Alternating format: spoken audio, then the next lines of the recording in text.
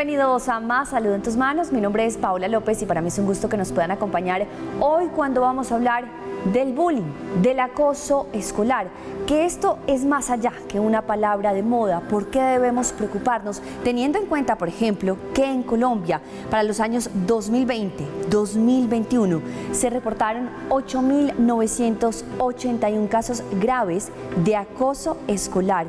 Y es que según información de la ONG International Bullying Sin Fronteras, esta es una problemática que va en crecimiento preocupante en nuestro país. Bienvenidos.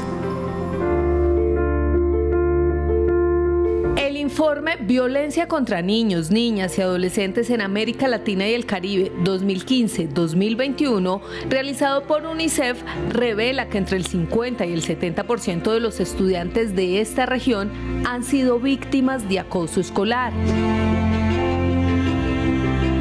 Según el estudio, este tipo de violencia incluye golpes, lesiones con objetos, palabras soeces e incluso abuso sexual, principalmente en países como Colombia, Perú, Paraguay y México.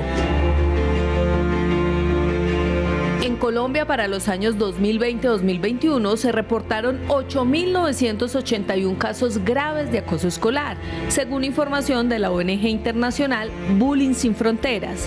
Los expertos plantean que las víctimas de acoso escolar pueden pasar por sentimientos de temor, inseguridad, pasividad y aislamiento, además de depresión y baja autoestima, emociones que se ven reflejadas en un bajo desempeño académico, deserción escolar o ausentismo.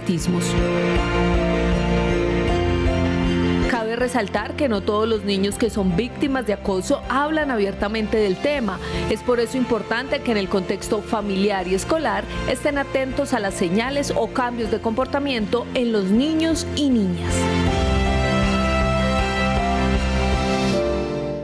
Es por esta razón que hoy en Más Salud en tus Manos queremos definir cómo prevenir el acoso, pero también cómo identificarlo, sobre todo a tiempo, porque sus consecuencias pueden ser realmente devastadoras, no solo para un niño, una niña, un adolescente, sino para varias familias. Entendamos entonces este tema de la mano de nuestros expertos invitados. En esta oportunidad nos acompaña Antonio Marín, él es psicólogo y docente del Máster Universitario en Acoso Escolar y Mediación de la Universidad Internacional de Valencia. Doctor Marín, bienvenido a Más Salud en tus Manos.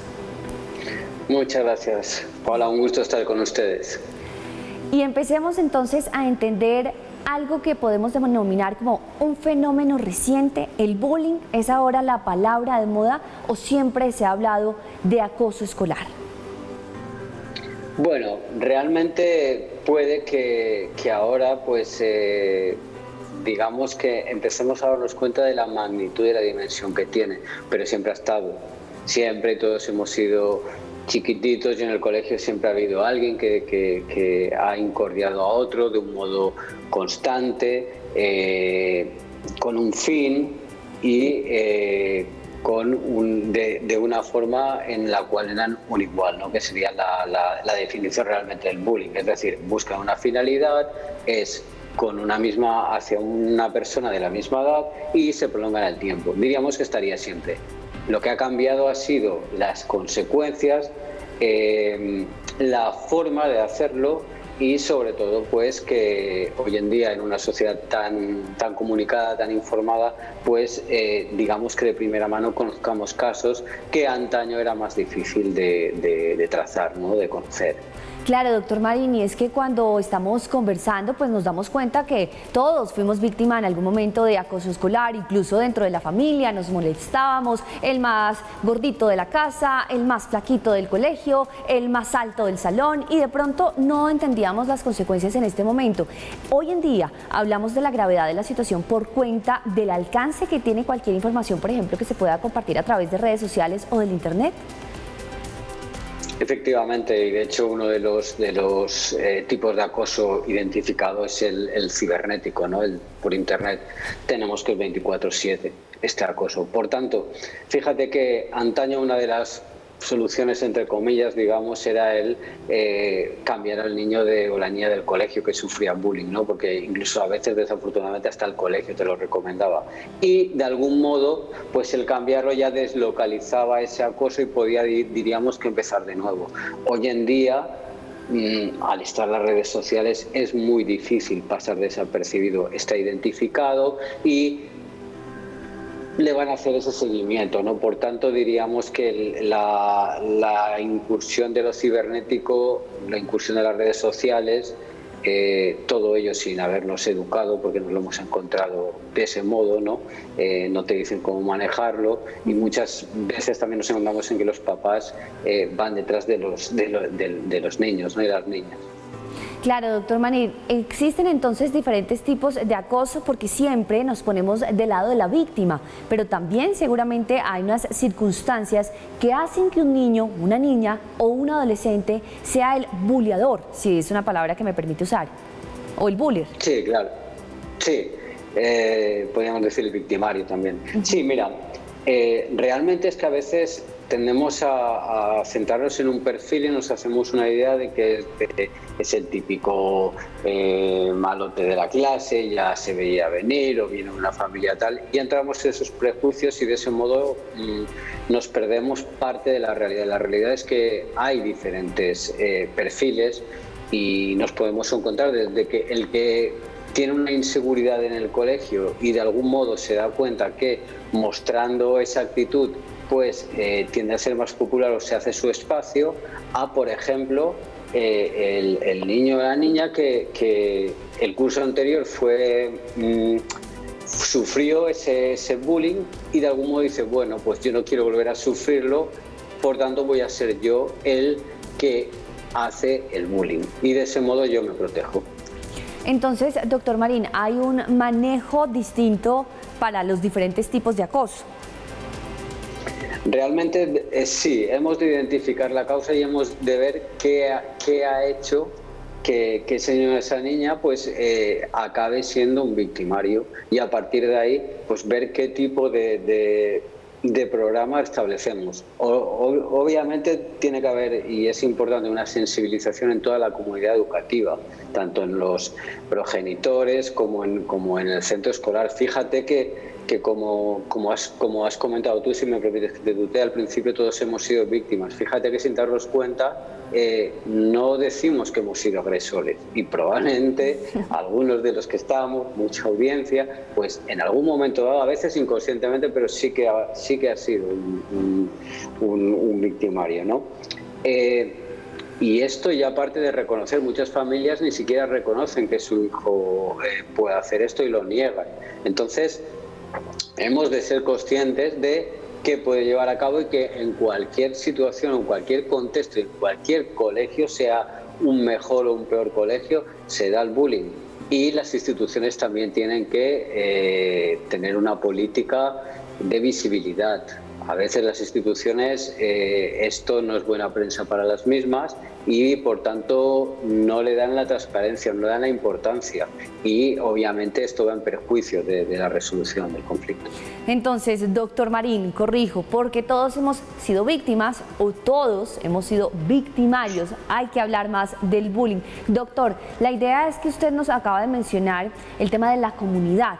¿Qué debe hacer la comunidad? Y nos referimos no solo a la institución educativa donde esté ocurriendo el acoso escolar, sino también al núcleo familiar, al entorno de este niño, de esta niña o de este adolescente. Después de la pausa les tenemos algunas recomendaciones y ya seguimos con nuestro invitado. Muchas gracias por acompañarnos, por su tiempo, doctor. Lo invitamos a que nos siga acompañando después de la pausa.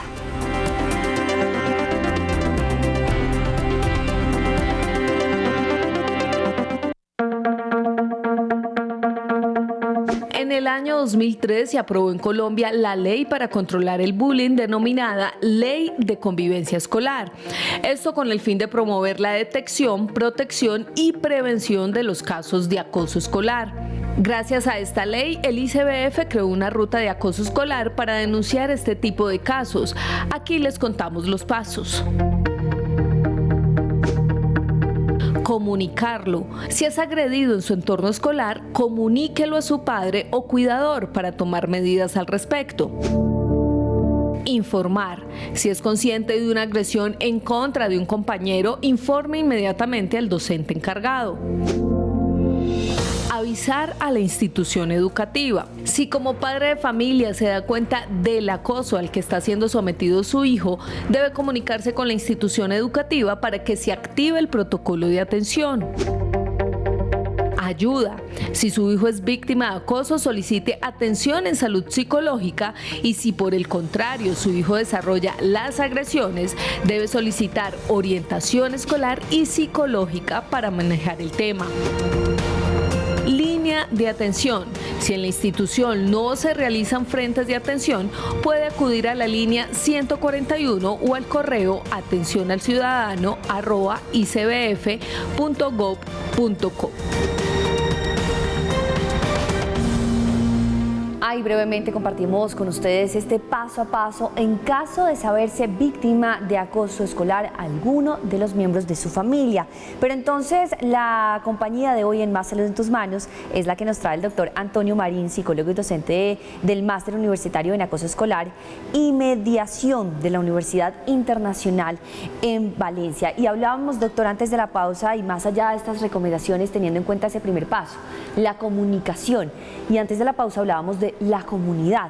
Claro, la idea es que estemos en constante comunicación y en el mundo perfecto nosotros hablamos con nuestros hijos, con nuestros padres, con nuestros primos, nuestros hermanos, con el vecino y todos somos amigos. Pero eso en realidad no funciona muy bien en la práctica y a veces nos olvidamos de hablar de nosotros mismos, de cómo nos sentimos en nuestro entorno. Y si el ejemplo no se da en casa, quizá la institución educativa no tendría que tener el 100% de la responsabilidad. Claro, así es, así es. Y efectivamente es muy importante, no podemos descargar en la institución educativa. Obviamente la familia es una de las primeras o la institución más antigua de socialización, ¿no? Y por tanto ahí es donde recae el primer trabajo, ¿no? En estos casos se tiene que tener muy en cuenta mantener una comunicación con los hijos y con las hijas y tratar de mantenerla durante el tiempo. Hay etapas en las cuales, por ejemplo, de preadolescencia y adolescencia es más difícil, pero sí que podemos compartir. Por ejemplo, que no estén siempre en la habitación, si lo están puerta abierta, que haya comunicación, que veamos qué es lo que están haciendo. En muchas ocasiones también en víctimas saber detectar, la familia puede detectar con detalles como por ejemplo que cuando van a ir al colegio pues saluden que les duele la panza o que les duele la cabeza y paradójicamente si se quedan en la casa o si el fin de semana ya no tienen estas dolencias. Esto puede ser un síntoma y también tener en cuenta que en ciertas edades es más difícil que ellos comuniquen a sus padres. En muchas ocasiones cuando les está sucediendo algo lo comunican a sus iguales, a sus amigos y por tanto la cercanía que como progenitores se tenga como familiares, ese vínculo es el que va a ayudar en cuestión de víctimas. Y en cuestión de agresores, fíjate, un ejemplo muy claro. ¿Cuántos casos tenemos que el chico acompaña al papá al fútbol, ¿no? A ver el partido y resulta pues que el papá pues en un momento dado pues acaba insultando al árbitro? El niño está copiando ese modelo. Entonces, ¿cómo luego le vamos a plantear al niño qué pasa con sus conductas cuando está viendo que su papá, y si no su papá es el entorno, pues tiene este tipo de actitudes? También es importante otra cosa en las familias, los secretos, no diferenciar de un mal secreto a un buen secreto. A veces pues los abuelitos quieren consentir a los nietos, les dan un dulce, les dicen no le digas al papá o a la mamá. Con esto estamos abriendo la puerta que luego a través de la red alguien suplante la identidad haciéndose pasar por un niño o por una niña para extraer algún tipo de información o algo delictivo y les entrará con no le digas esto a tu papá y tu mamá, te voy a dar esto, pero es un secreto, pero haz esto, mándame lo otro. Por tanto, la familia tiene que estar del lado. Tiene que estar del lado de los niños, tiene que procurar compartir y en ese orden de ideas también tener en cuenta que se ha pasado de mucho límite a ningún límite y ahí está el término medio. A veces nos encontramos con papás y con mamás que te dicen no, mi hijo o mi hija es como un amigo. Eso es complicado manejar. Claro, eso tampoco estaría del todo bien porque de todas maneras se tiene que tener esa instrucción de quien es la autoridad dentro de un entorno, ¿o no, doctor? Así es muy importante. Obviamente no podemos irnos a estas autoridades de antaño, de, por ejemplo, los docentes que tenían unas conductas muy autoritarias con los niños y estos iban al colegio con miedo, ¿no? Pero tampoco podemos llegar a que poco más que el profesor le diga a los papás, oiga, que es que su hijo tiene unas actitudes, y los papás se pongan del lado del niño. No, eso será usted, que ustedes que no sabe enseñar, es que tal. O sea, tenemos que buscar un término medio y un estilo de docente que sea más democrático, que el alumnado se sienta cómodo, que se trabaje de un modo cooperativo con todo el grupo para evitar que hayan discriminaciones, que hayan liderazgos no competitivos. Claro. Todo esto lo que hará es que la clase, el aula, pues sean todos uno y se relacionen, porque muchas veces no se relacionan y se tiende a aislar a alguien porque lo ven distinto, por cualquier cuestión, ¿no? Y eso hace también pues que demos paso, se abra una puerta al bullying, ¿no? El que ya lo vemos distinto o ya es de otra nacionalidad o lo que fuera, ya no se relaciona, ya le cuesta, ya enseguida puede ser un peligro porque ese aislamiento puede derivar en un bullying. Doctor, ahí justamente entramos en otra zona de esta situación y tiene que ver con el papel de los docentes. Hoy nos acompaña el doctor Antonio Marín, él es psicólogo y docente del Máster Universitario en Acoso Escolar y Mediación en la Universidad Internacional de Valencia. Al regreso vamos a hablar del papel de los docentes, de aquellos que también comparten con nuestros hijos y puedan de pronto conocer más de cerca las conductas de quien es víctima o victimario de acoso escolar. Después de la pausa.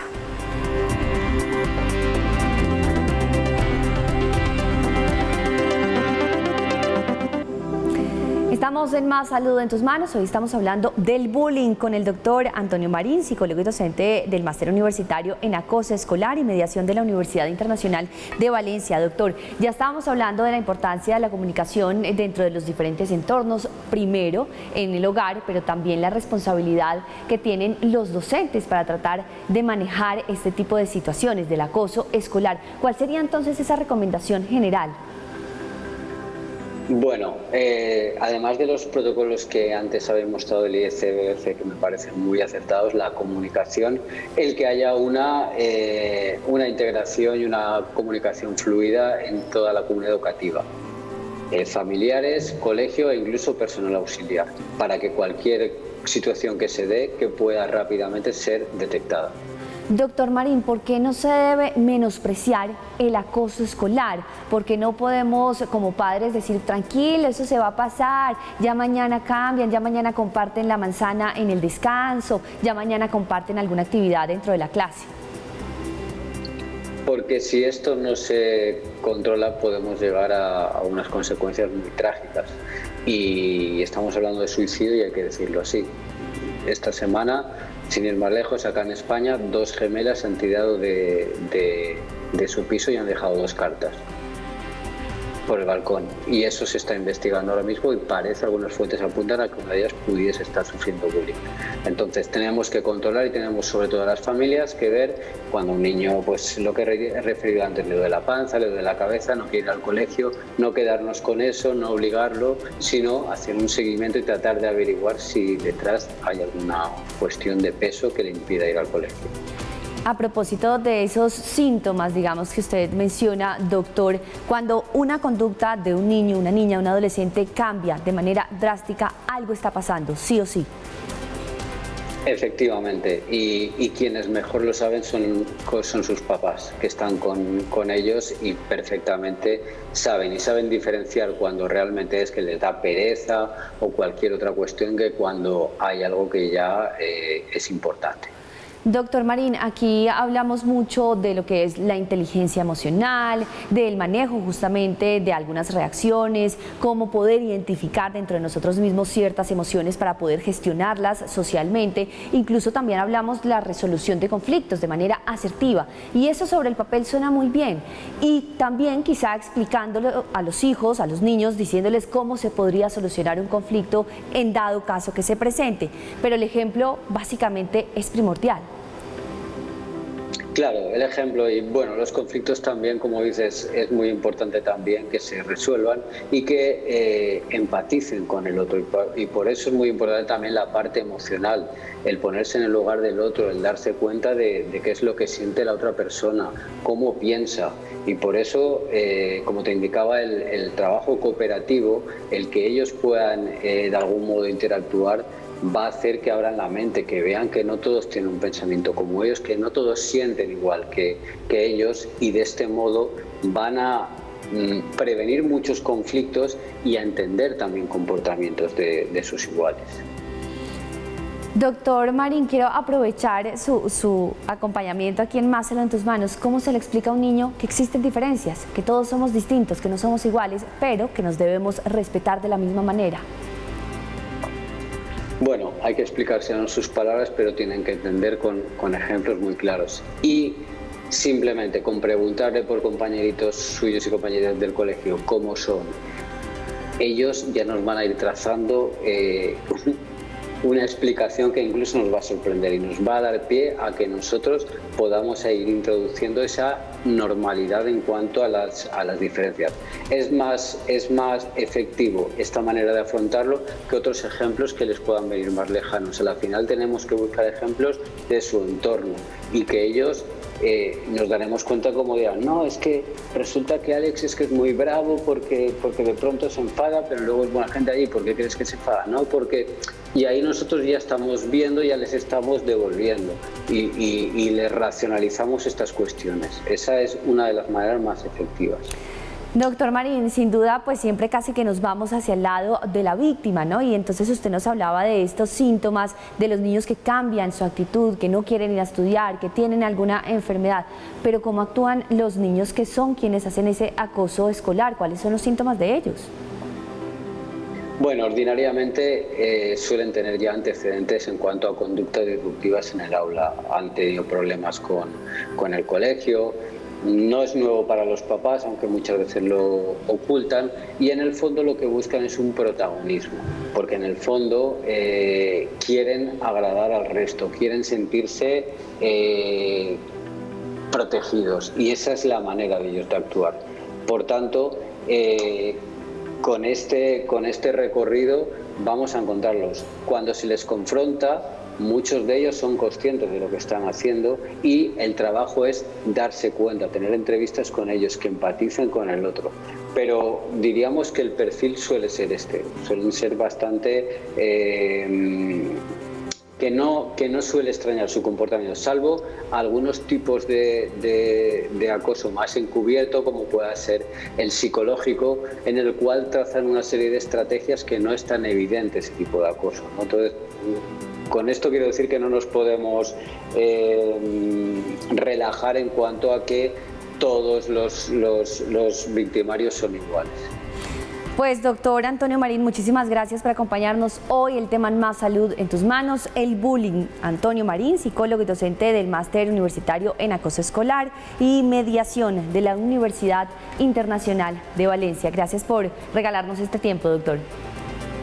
Un gusto estar con ustedes, muchas gracias.